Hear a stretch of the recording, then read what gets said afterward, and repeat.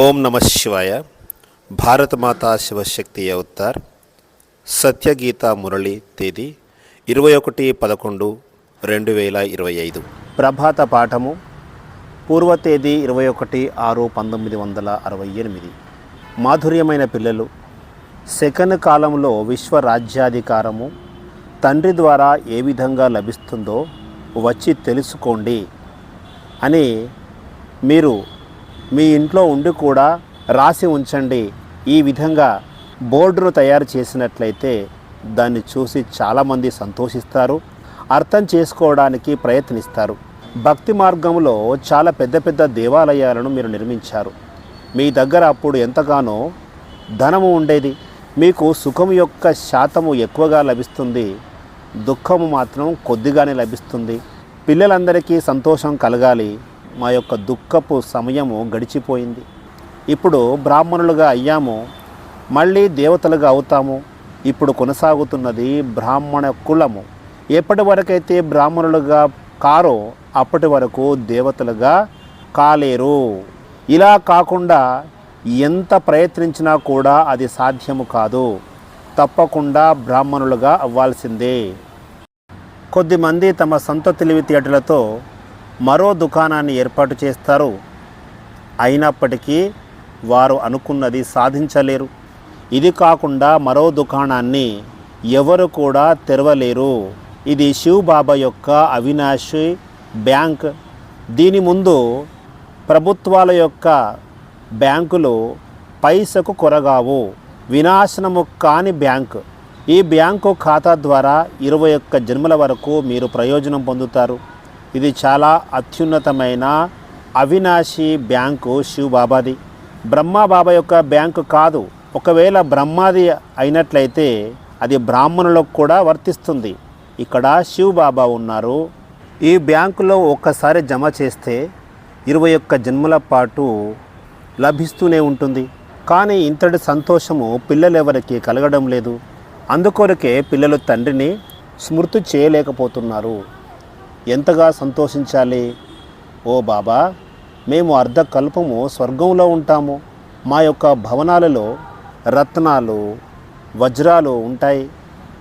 అందంగా అలంకరించిన చిత్రాలు కూడా ఉంటాయి. వాటి యొక్క విలువ చాలా ఉంటుంది.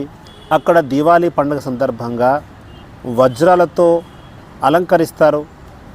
మీరు ప్రశ్నించవచ్చు, ఇన్ని వజ్రాలు ఎక్కడి నుంచి వస్తాయి? బాబా సమాధానం చెప్తున్నారు, మీరు దేవతలుగా అయినప్పుడు మీకు అన్నీ లభిస్తాయి కదా. ఇక్కడ దుస్తులనైతే వేసుకోరు కదా. ఏ సంపద అయితే ఇప్పుడు ఉందో అదంతా కూడా సమాప్తమవుతుంది.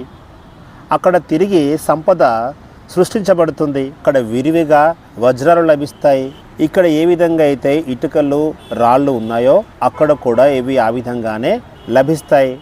ఒకసారి ఆలోచించండి.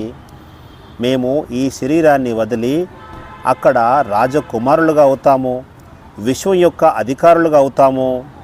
అలాంటప్పుడు సంతోషం కలగాలి కదా. తండ్రి బేహద్దు యొక్క వారసత్వాన్ని ఇస్తున్నారు. తండ్రిని ఎంతెంతగా స్మృతి చేస్తామో అంత త్వరగా అక్కడికి వస్తాము. అక్కడ ఫస్ట్ క్లాస్ ఎయిర్ కండిషన్ ఉంటుంది. ఇక్కడ మాత్రం డబ్బున్న వాళ్ళు మాత్రమే ఎయిర్ కండిషన్ ఏర్పాటు చేసుకుంటారు. మీరు ఇక్కడ మమ్మాని చూడండి. ఆమె ఒక్క పైసా ఖర్చు చేయకుండా ఏ విధంగా తయారయ్యారో. వారు కేవలము జ్ఞానం, యోగం ద్వారా అంత ఉన్నత స్థానానికి ఎదిగారు. ఎంత ఉన్నతమైన పదవిని పొందుతున్నారు. ఇక్కడికి పేదలు ఉచితంగా రావచ్చు. తండ్రి తెలియచేస్తున్నారు, మిమ్మల్ని మీరు చాలా నిశితంగా పరిశీలించుకోవాలి. మాలో ఏమైనా లోపాలు ఉన్నాయా? మా యొక్క బుద్ధి అటు ఇటు పరిగెడుతోందా? ఈ విధంగా పరిశీలన చేసుకోవాలి. ఒకవేళ తండ్రిని స్మృతి చేస్తూ ఉన్నట్లయితే మనలోని అన్ని లోపాలు కూడా తొలగిపోతాయి. మేము కల్పం కింద కూడా ఇదే విధంగా ఉన్నాము అని ఎప్పుడూ భావించరాదు. వాటిని వీలైనంత త్వరగా తొలగించాలి. ఎవరైనా సౌందర్య చర్మం గలవారు కనిపిస్తే ఆ సౌందర్య చర్మం పైన బలిహారి కాకూడదు. ఆ చర్మము ఒక కత్తి లాంటిది, ఎందుకు పనికిరానిది. దీనిపైన నేనెందుకు బలిహారం కావాలి? ఒకవేళ బలిహారం కావాలనుకుంటే ఆత్మ మీద అవ్వాలి. అది పవిత్రంగా ఉంటుంది. శరీరం మీద ఎప్పుడూ కూడా బలిహారం కాకూడదు. మీరందరూ కూడా హరిజనులే, చర్మానికి సంబంధించిన హరిజనులు. దానిని వదిలిపెట్టాలి. దేహ సహితంగా దేహ సంబంధాలన్నీ కూడా హరిజనుల వంటివే. కానీ హరిని అంటే దుఃఖాన్ని హరించే వారిని మన బుద్ధి ద్వారా స్మృతి చేయాలి. ఎవరి బుద్ధి అయినా దేహంతో సంబంధం ఏర్పరచుకున్నట్లయితే వారు ఖడ్గంతో సహవాసం చేసినట్లే. తండ్రి తెలియచేస్తున్నారు, దేహంతో పాటు దేహం యొక్క అన్ని ధర్మాలను వీడి ఆత్మగా భావించండి. ఇప్పుడు ఆత్మ పవిత్రంగా అవుతోంది, శరీరము అపవిత్రమైనది. ఇది పాత శరీరము. దీనిని స్మృతి చేస్తే ఏం లాభము? ఆత్మ పవిత్రంగా మారి పతితమైన శరీరాన్ని గుర్తు చేస్తే ఇది ఎలాంటి మాట? ఈ శరీరము పాతదిగా అయ్యింది, ఇది మట్టితో తయారైంది. ఇప్పుడు తండ్రి తెలియచేస్తున్నారు, దేహీ అభిమాని భవ, ఆత్మ అభిమాని భవ. దేహం యొక్క అనవసరపు సంబంధాలను వదిలిపెట్టండి. అప్పుడే మీ యొక్క కర్మాతీత అవస్థ వస్తుంది. మీ యొక్క భ్రష్టాచారి శరీరము సమాప్తమైపోతుంది. ఆ తర్వాత ఫస్ట్ క్లాస్ శరీరము లభిస్తుంది. ఒకవేళ భ్రష్టాచారి శరీరంపై మీ మనసును లగ్నం చేసినట్లయితే శ్రేష్టాచారి శరీరము లభించదు. తండ్రి తెలియచేస్తున్నారు, నన్ను స్మృతి చేయండి, మిగతా వారెవరిని కూడా గుర్తు చేయరాదు. ఈ శరీరం అంటే ఖడ్గంతో సమానము. ఎవరి ఆత్మ అయితే పవిత్రంగా కాదో వారు ఒక ఖడ్గంతో సమానము. మేము చాలా బాగా అర్థం చేయించగలిగామని సంతోషపడకూడదు. వారిని ప్రభావితం చేశాము అని అనుకోరాదు.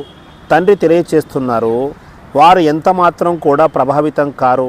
వాళ్ళు కేవలము మిమ్మల్ని మహిమ చేశారు. వారు మహిమా యోగ్యులుగా కాలేదు. వారు ఎప్పుడైతే మహిమా యోగ్యులుగా అవుతారో అప్పుడు సంతృప్తి చెందినట్లు. వారు వచ్చిన మీకు నమస్కరించిన వారంతా కూడా దేహాన్ని చూసి నమస్కరిస్తున్నారు. తండ్రిని వారు తెలుసుకోలేదు. అందుకే తండ్రి అశరీరిగా ఉన్న వారిని మాత్రమే కలుస్తారు. ఈ విషయాన్ని ప్రపంచం మర్చిపోతుంది. కేవలము ఆత్మకే దృష్టిని ఇస్తారు. అలాంటప్పుడు వారు మౌనంగా ఉంటారు. వారి ముఖం నుంచి మాటలే రావు. మీ దగ్గరికి చాలామంది వస్తుంటారు. కోటిలో కొందరు మాత్రమే బయటకు వస్తారు. మొదట 10 మంది, ఆ తర్వాత 100 మంది, ఆ తర్వాత 1000 మంది, ఆ తర్వాత 10,000 మంది. ఈ విధంగా వృద్ధి జరుగుతూ ఉంటుంది. రాయిని కూడా రత్నంగా చేయాలి. భక్తి మార్గంలో ఏమీ లభించదు.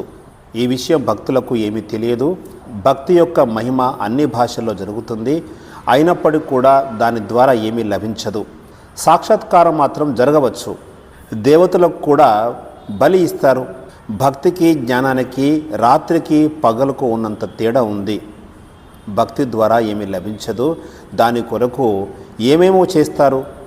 పిల్లలు మాత్రము భక్తికి జ్ఞానానికి మధ్య ఉన్న తేడాను రహస్యాన్ని తెలుసుకున్నారు.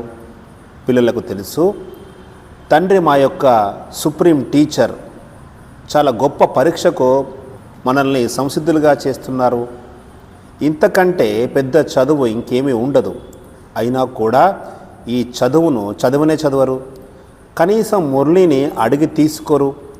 భగవంతుడే స్వయంగా చదివిస్తున్నారు. అలాంటి టీచర్ యొక్క చదువును తప్పకుండా చదవాల్సిందే. తండ్రిని స్మృతి చేయాలి, చదవాల్సిందే. కానీ చదవడం లేదు. అనవసరంగా వారికి వారే నష్టాన్ని కలుగజేసుకుంటారు. చదువులో పోటీతత్వం ఉంటుంది. చాలామంది కూడా కష్టపడరు. తండ్రి తెలియచేస్తున్నారు, మీకు చాలా ముఖ్యమైన పాయింట్స్ని అర్థం చేయిస్తాను. పిల్లలు దీన్ని అర్థం చేసుకోవాలి కదా. డ్రామానుసారంగా, సమయానుసారంగా భక్తిలో మీ సమయం అంతా కూడా వృధాగా గడిచిపోతుంది. ఎంతమంది హఠయోగులు, ఎంతమంది కఠినంగా తపస్సు చేసేవారు ఉన్నారు. వాటి ద్వారా ఎలాంటి లాభం లేదు. పెద్ద పెద్ద పేర్లను కూడా పెట్టుకుంటారు. అందులో కూడా చాలా కరప్షన్, మోసము అంతా కూడా ఉంటుంది. మోసము చేయని మనుషులే మనకు కనిపించరు. భారతదేశంలో రాజయోగానికి చాలా పేరు ప్రఖ్యాతి ఉంది. ఈ విషయం ఎవరికి తెలియదు. పిల్లలు మీరు మాత్రమే బ్రాహ్మణులుగా అవుతారు, మళ్ళీ తర్వాత దేవతలుగా అవుతారు. ఇక్కడ బ్రహ్మ కూడా స్వయంగా చదువుతారు. ఈ విషయాలను శాస్త్రాల్లో ఎక్కడ కూడా రాయలేదు. శాస్త్రాలు మనుషుల ద్వారా లిఖించబడ్డాయి. భగవంతుడిని సర్వవ్యాపి అని చెప్పి నిందిస్తున్నారు అని మీరు రాయవచ్చు. ఇలా చెప్పడము అవమానించడమే కదా. మీ దగ్గరకు వచ్చిన గవర్నరు కూడా భగవంతుడిని సర్వవ్యాపి అని చెప్తూ ఉండేవారు. వారికి కూడా మీరు చెప్పవచ్చు. మీరు తండ్రిని సర్వవ్యాపి అని చెప్పడము వారిని నిందించినట్లే అవుతుంది. తండ్రి మనకు తెలియచేశారు, చెడు చూడవద్దు, చెడు వినవద్దు. ఇప్పుడు అందరూ కూడా రాతి బుద్ధిగా అయిపోయారు. ఎవరికి భయపడాల్సిన అవసరం లేదు. మనం ఎవరిని అగౌరవపరచడం లేదు. వాళ్ళు మాత్రమే తండ్రిని అవమానిస్తున్నారు. భగవాన్ వాచ అలా అధర్మంగా మాట్లాడేవారు పతనమైపోతారు. ఎవరైనా సర్వవ్యాపని చెబితే వెంటనే వారికి బదులివ్వండి. అలా చెప్పడానికి కూడా మీకు విల్ పవర్ కావాలి. ఆ విల్ పవర్ లేకపోతే మీ నోటి నుంచి మాట కూడా బయటికి రాదు. బేహద్ యొక్క తండ్రిని దూషిస్తారు, రాళ్లల్లో రప్పలలో కలిపేశారు. ఈ విషయం మీద బ్రాహ్మణులము కలిసి గవర్నమెంట్ మీద కూడా కేసు నమోదు చేయవచ్చు. అది కౌరవుల ప్రభుత్వము, ఇక్కడ పాండవుల ప్రభుత్వం కొనసాగుతుంది. ఇంతగా దూషిస్తున్నారు అంటే అది వినాశన కాలానికి విపరీత బుద్ధి అని చెప్పవచ్చు.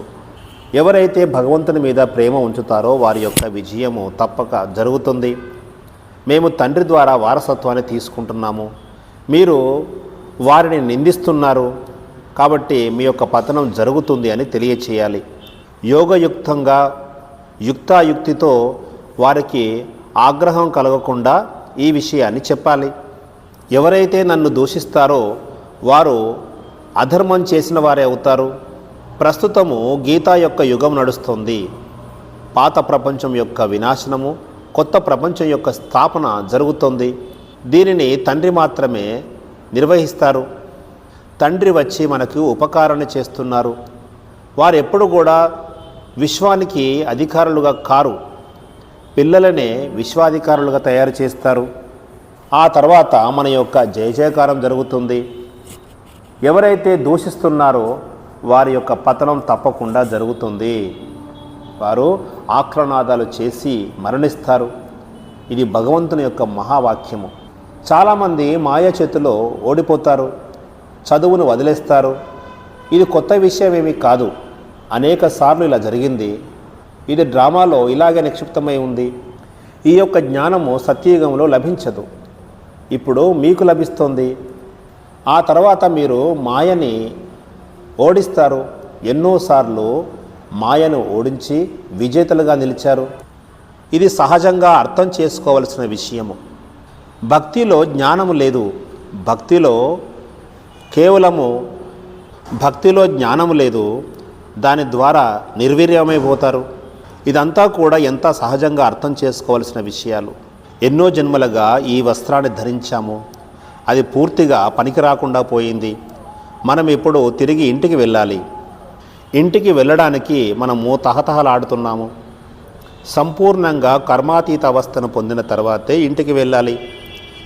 ఇందులో తొందరపాటు వద్దు. ఎంతగా జీవిస్తే అంత మంచిది. తండ్రి ద్వారా వారసత్వాన్ని తీసుకోవచ్చు, కర్మాతీత అవస్థను కూడా పొందవచ్చు. తండ్రి తెలియచేస్తున్నారు, అశరీరులుగా అవ్వండి. అశరీరులుగా అయ్యి వెళ్ళాలి. కర్మాతీత అవస్థ ఎవరికి రాలేదు. తండ్రి అశరీరులుగా అయ్యి వెళ్ళాలి. కూర్చున్న చోటే సునాయాసంగా శరీరాన్ని వదిలేసి కొత్త శరీరాన్ని తీసుకోవాలి. ఇక్కడి ప్రపంచంలో ఇప్పుడు గుండెను కూడా మార్పిడి చేస్తున్నారు. మీరు మాత్రం శరీరాన్ని మార్పిడి చేస్తారు. అదేవిధంగా ఈ ప్రపంచాన్ని కూడా మార్చివేస్తారు. తండ్రి ఇప్పుడు చదివిస్తున్నారు, వచ్చే కల్పంలో కూడా చదివిస్తారు. తండ్రి బేహద్ యొక్క జ్ఞానాన్ని మనకు తెలియచేస్తున్నారు. తండ్రి మనకు చెబుతున్నారు, ఈ చదువును వదలకూడదు. ఎక్కడ ఉన్నా కూడా మీరు మురళిని అడిగి తీసుకోవచ్చు. కానీ బాబా మీద అంతటి ప్రేమ కనబడటం లేదు. స్త్రీలు పురుషుల మధ్య ఎంతటి ప్రేమ ఉంటుంది. ఇక్కడ తండ్రి డబల్ కిరీటిదారులుగా తయారు చేస్తున్నారు. అలాంటి తండ్రి వద్దకు రిఫ్రెష్ కావడానికి త్వరగా రావాలి కదా. మీరు కేవలము యోగములో మాత్రమే ముందున్నారు. మీరు ఎంతగా తదాత్మ్యం చెందుతారో చూడాల్సి ఉంది. రాజులు, రాజ్యాధికారం అంతా కూడా మీ వద్దకే వస్తుంది. కానీ ఇప్పుడు కాదు, విప్లవం రావాలి. మీ మీద అనేక కలంకాలు కూడా వస్తాయి. కలంకదారులుగా అవుతారు. ఈ డ్రామా అంతా కూడా నిర్మించబడి ఉంది. దానిని తండ్రి తెలియచేస్తున్నారు. అయినప్పటికీ ఇక్కడ అందరూ కూడా నెంబర్ వారీగా ఉన్నారు. మహారథి, గుర్రపు స్వారీ, పదాతి దళం ఇలా ఉన్నారు. ఇక్కడ రాజధాని స్థాపన జరుగుతోంది. ఇందులో మీది అవినాశి పాత్ర ఉంది. మీరు ఎప్పటికీ అలసిపోరు. ఈ చక్రం గురించి జ్ఞానము నా వద్ద ఉందని మీకు తెలుసు. ఇది ఎంత అద్భుతమైన ఆట. రచయిత రచన యొక్క ఆది, మధ్య, అంతిమాల గురించి తెలుసుకొని ఎంతగా సంతోషిస్తారు. మేము ఈ శరీరాన్ని వదిలి అక్కడ రాకుమారిగా జన్మిస్తామని మీరు లోపల సంతోషించాలి. ఈ సంతోషం తప్పకుండా కలగాలి. మీరు స్మృతిలో ఉన్నప్పుడు మాత్రమే అది కలుగుతుంది. లేనట్లయితే మీకు సంతోషము కలగదు. తండ్రి ముఖ్యమైన విషయాన్ని తెలియచేస్తున్నారు. మిమ్మల్ని మీరు ఆత్మగా అనుకోండి, దేహి అభిమానులుగా అవ్వండి. ఆ తర్వాత తండ్రిని స్మృతి చేయండి. అప్పుడే మీ పాపాలు తొలగిపోతాయి. తండ్రిని జ్ఞాపకం చేయకుండా పాపాలు తొలగిపోవు. చదవాలి. గంగా స్నానం ద్వారా ఎవరి పాపాలు కూడా తొలగిపోవు. గంగా నదిలో చాలా వ్యర్థాలను వేస్తారు. దానిని తీర్థస్థానంగా భావించి స్నానాలు చేస్తారు. కానీ అలా చేయడం ద్వారా ఎవరు కూడా పావనంగా అవ్వలేరు. సర్వుల యొక్క సద్గతి దాత ఒకే తండ్రి. ఆ తండ్రి మీతో చెబుతున్నారు, నేను ఇక్కడికి రావాల్సి ఉంటుంది. ఈ శరీరాన్ని నేను తీసుకుంటాను. వీరికి తమ జన్మల గురించి ఏమీ తెలియదు. అనేక జన్మల యొక్క అంతిమ జన్మ ఎవరిదవుతుంది? లక్ష్మీనారాయణులే మొదటి నెంబర్లో ఉండేవారు. వారు 84 జన్మలు తీసుకొని ఈ విధంగా బ్రహ్మగా తయారయ్యారు. భిన్న నామరూపాల ద్వారా ఇక్కడికి చేరుకుంటారు. అంతిమంలో ఈ విధంగా నల్లని వారికి అయిపోతారు. ఆత్మనే తెల్లగా, ఆత్మనే నల్లగా అవుతుంది. ఆత్మ పతితంగా అయినప్పుడు శరీరం కూడా పతితమైనది లభిస్తుంది. తండ్రి మనలను జ్ఞానచితపై కూర్చోబెట్టి తెల్లగా తయారు చేస్తున్నారు. జ్ఞానసాగరులు, నిరాకారులైన తండ్రి మనకు జ్ఞానాన్ని ఇస్తారు. భక్తి మార్గంలో మనము మోకరిల్లి చాలా డబ్బులని ఖర్చు పెట్టాము. ఇప్పుడు అతి పేదవారిగా అయిపోయాము. ఎందుకు పనికిరాని వారిగా అయినప్పటికీ తండ్రి వచ్చి మనల్ని వజ్రతుల్యంగా తయారు చేస్తున్నారు. ఇప్పుడు తండ్రి తెలియచేస్తున్నారు, మిమ్మల్ని మీరు ఆత్మగా భావించండి. తండ్రిని స్మృతి చేయండి. వారే సర్వాత్మల యొక్క తండ్రి. కానీ వారిని మాత్రము రాళ్లల్లో, రప్పల్లో కలిపేశారు. ఏ విధంగా అయితే జన్మనిచ్చిన తల్లిదండ్రులు పిల్లల యొక్క దుఃఖాన్ని చూసి సహించరో, అదేవిధంగా పారలౌకిక బేహద్ది యొక్క తండ్రి కూడా మన యొక్క కష్టాలను చూస్తారు. ఇదంతా కర్మభోగమని ఇంకా కొద్ది సమయమే ఉంది. ధైర్యంగా ఉండండి. కావలసినంత సుఖము లభిస్తుంది. ఆ సుఖము ముందు ఈ జీవితము చాలా స్వల్పమైనది. తండ్రిని గుర్తు చేసినట్లయితే మీ యొక్క దుఃఖము దూరం అవుతుంది. శివబాబాని గుర్తు చేయాలి. తద్వారా 21 జన్మల కొరకు దుఃఖము దూరం అవుతుంది. ఇంకో కొంతకాలమే మిగిలి ఉంది.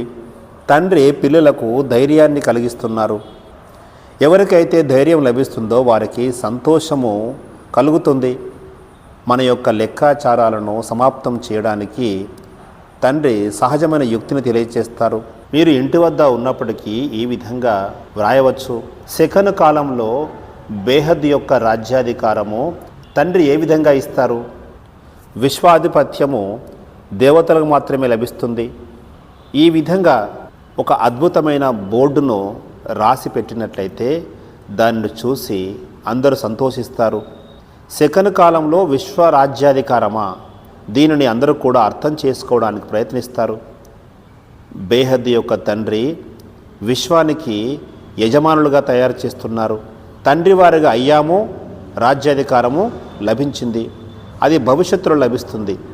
బేహద్ యొక్క తండ్రిని మీరు తెలుసుకున్నారు. తప్పకుండా మీకు బేహద్ యొక్క చక్రవర్తిత్వం లభిస్తుంది. పురుషార్థాన్ని ఎక్కువ చేయడం ద్వారా ఆ పదవి లభిస్తుంది. అందరూ కూడా ఇలాంటి బోర్డును మీ ఇంటి వద్ద ఉంచవచ్చు. ఎవరికైతే సమస్యలు లేవో వారు ఈ విధంగా పెట్టవచ్చు. ఇందులో నష్టమేమీ లేదు. చెప్పండి, వచ్చి అర్థం చేసుకోండి, మేము చెప్పేది నిజమా అబద్ధమా? ఇవన్నీ కూడా ఉపాయాలు. తండ్రి మనకు భూ అని ఉపాయాలు తెలియచేస్తున్నారు. మీరంతా కూడా బ్రాహ్మణులే కదా, మీరు టీచర్స్.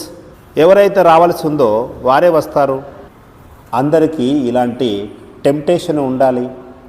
భగవంతుడు వచ్చారు, వీరు అర్థం చేసుకోకపోయినా వారైనా అర్థం చేసుకుంటారు. ఎవరు అర్థం చేసుకున్నా అర్థం చేసుకోకపోయినా మీరు తెలియజేస్తూ ఉండండి. మీ యొక్క బాధ్యతను మీరు నెరవేర్చాలి. వార్తాపత్రికల్లో కూడా మీరు ఈ విషయాన్ని ప్రచురించవచ్చు. తద్వారా అందరూ తెలుసుకుంటారు. చాలా యుక్తియుక్తంగా ప్రచురించాలి, సందేశాన్ని ఇవ్వాలి. ఇదేమి పెద్ద విషయం కాదు. ఇంగ్లీష్లో కానీ హిందీలో కానీ తెలియచేయాలి. అందరికీ సందేశము చేరుకోవాలి. ఖర్చు అయినప్పుడు కూడా ఏమవుతుంది, విశ్వం యొక్క చక్రవర్తిత్వం లభిస్తుందని అందరికీ తెలుస్తుంది కదా. మీరు ఇప్పుడు పురుషార్థం చేయాలి. మీ కొరకు ఖర్చు చేయవలసి ఉంటుంది. ఇలాంటి సేవను చేయాల్సి ఉంది. వార్తాపత్రికల వారు కూడా ఉచితంగా వేస్తారు. మున్ముందు మీకు పెద్ద పెద్ద భవనాలు లభిస్తాయి. మంచిది. మధురాతి మధురమైన ఆత్మీయ తిరిగి లభించిన పిల్లలకు ఆత్మీయ బాప్ దాదాల యొక్క ప్రియ స్మృతులు. గుడ్ మార్నింగ్, నమస్తే. వరదానము. ఇన్వెంటర్ భవ. శాస్త్రవేత్త ఏదైనా ఒక దానిని ఆవిష్కరించడంలో నిరంతరము బిజీగా ఉంటారు. అదేవిధంగా మీరు కూడా జ్ఞానం యొక్క పాయింట్స్ని కొత్తగా ఇంజెక్షన్ రూపంలో ఇవ్వడానికి అమృతవేళ ఈ లక్ష్యంతో కూర్చోవాలి. అప్పుడు మీకు టచింగ్ లభిస్తుంది.